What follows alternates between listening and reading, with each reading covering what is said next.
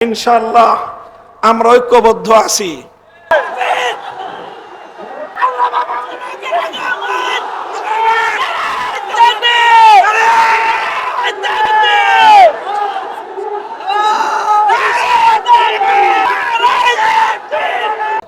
আমাদের সভাপতি সাহেব আমার জন্য মন্ত্রিত্বের কথা বলেছেন।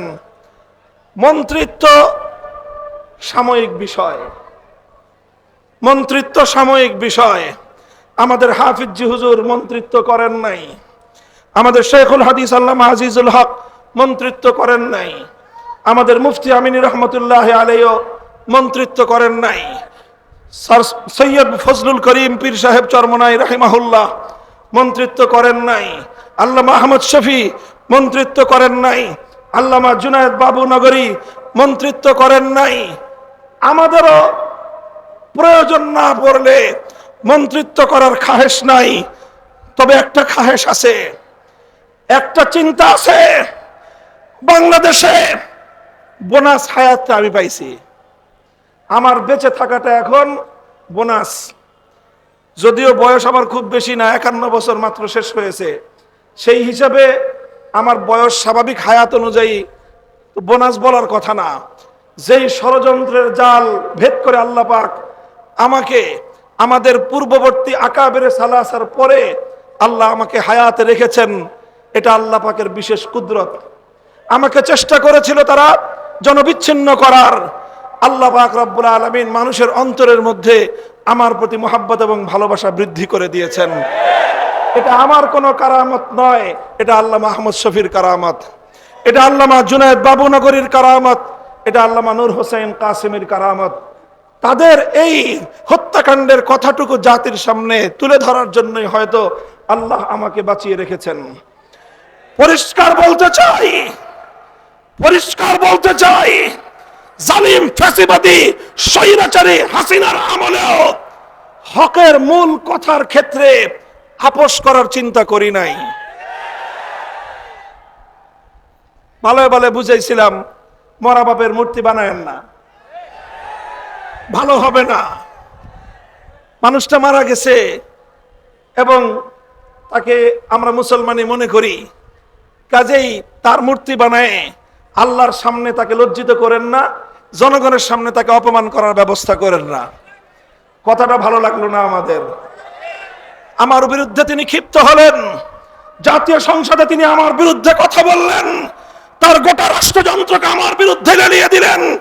ডিজিএফআই, এনএসআই সহ প্রত্যেকটা গোয়েন্দা সংস্থা যাদের কাজ ছিল রাষ্ট্রের নিরাপত্তা নিশ্চিত করা, সব কাজ বাদ দিয়ে তারা আমাদের আলেম সমাজকে জাতির সামনে হেয় প্রতিপন্ন করার জন্য তারা মাঠে নামলো। খালি কাদেরকে বরখাস্ত করতেছেন দেখতেছি আমরা। আমাদের ওই নাটকের সময় কারা কারা ছিল অনেকের চেহারা আমার মনে আছে। কারা কারা আদালতে আমাকে উঠানোর সময় আমার আইনজীবীকে পর্যন্ত হুমকি দিয়ে আদালতের কাঠগড়ে আসতে দেন নাই, চেহারাগুলো আমার মনে আছে। আদালতে থাকবে বিচারক আর আইনজীবীরা। আমাকে আদালতে উঠানোর সময় সশস্ত্র বাহিনীর সদস্য সেখানে উপস্থিত কেন ছিল, প্রশ্নটা আজকে করলাম না, প্রয়োজন হলে ভবিষ্যতে করব। মনে রাখবেন, মনে রাখবেন, আলেম সমাজকে জাতির কাছ থেকে বিচ্ছিন্ন আপনারা করতে পারবেন না।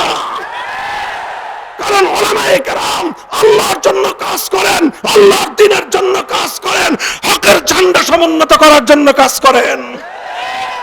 জীবনের পরোয়া করার সময় নাই। বলে দিই, আবারও বলছি, হিন্দু ধর্মাবলম্বীরা তারা তাদের মন্দিরে মূর্তি কয়টা বানাবে সেটা নিয়ে আমাদের মাথা ব্যথা নাই। হ্যাঁ, একটা আফসোস আছে যে তারা সঠিক ধর্ম পেল না, ইসলাম ধর্ম গ্রহণ না করে জাহান্নামের পথে তারা চলতেছে, মনে ব্যথা আছে। কিন্তু তাদের মূর্তি নিয়ে আমাদের মাথা ব্যথা নাই। কিন্তু মুসলমানদের কোন জাতীয় স্থাপনায় রাষ্ট্রীয় সম্পদ ব্যয় করে মূর্তি বানাবেন, আমরা মুখে আঙ্গুল দিয়ে চুষবো। ফ্যাসিস্ট হাসিনার আমলেও হয় নাই, ভবিষ্যতেও হবে না।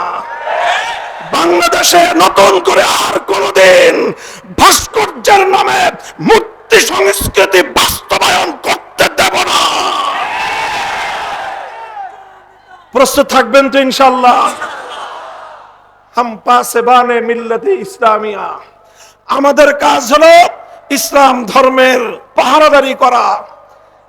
হাফিজ হুজুর বলতেন যে তোমরা রাষ্ট্র চালাইতেছো, চালাও, ওটা নিয়ে কারাকারি করার খুব আগ্রহ আমাদের নাই। আমাদের জায়গাগুলোকে কাজ করার জন্য নির্বিঘ্ন পরিবেশ তোমরা রাখবা।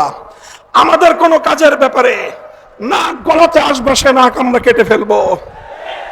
আমার আগামী প্রজন্মের কোন সন্তানকে নাস্তিক্যবাদে দীক্ষিত করবার কোন পায়তারা বরদাস্ত আমরা করব না। এই বিষয়গুলোকে বাদ দিতে হবে। আগামী প্রজন্ম যেন ইসলামের নবী মুহাম্মদ আরবি সাল্লাল্লাহু আলাইহি ওয়াসাল্লামের সিরাত এবং তার জীবন সম্পর্কে যেন জানতে পারে। এই ধরনের শিক্ষা কারিকুলাম এবং শিক্ষা সিলেবাস জাতীয় শিক্ষা ব্যবস্থায় অন্তর্ভুক্ত করতে হবে। এগুলো যদি করেন, ইসলাম ধর্মটা যদি নির্বিঘ্ন নিরাপদ থাকে, আমরা যারা আল্লাহর জমিনে আল্লাহর দ্বীনকে গালেব করে আন্দোলন করি, সংগ্রাম করি, রাজনীতি করি, আমাদের রাজনীতি নিয়ে যদি কারো অ্যালার্জি চুলকানি না থাকে, তার ব্যাপারেও আমরা জিরো টলারেন্স নীতিতে যাব না। কিন্তু যে আমার জমিনে ইসলামের নামে আল্লাহর জমিনে আল্লাহর দ্বীনকে বিজয়ী করবার রাজনীতির উপর আঙ্গুল তুলতে চাবে, সে আঙ্গুল আমরা ভেঙে ফেলবো। কথা পরিষ্কার? এটাই সিরাতুন নবী, এটাই সিরাতুন নবী। আমরা নরমের নরম থাকতে চাই, নম্রভাবে দ্বীনের দাওয়াত দিতে চাই। যদি কেউ আমাদেরকে বাধা দিতে আসে, আমরা তখন বাধার পাল্টা জবাব দিতে জানি। আল্লাহ পাক আমাদেরকে বুঝবার তৌফিক দান করেন। সিরাতুন নবীর সোনালী আদর্শ মোতাবেক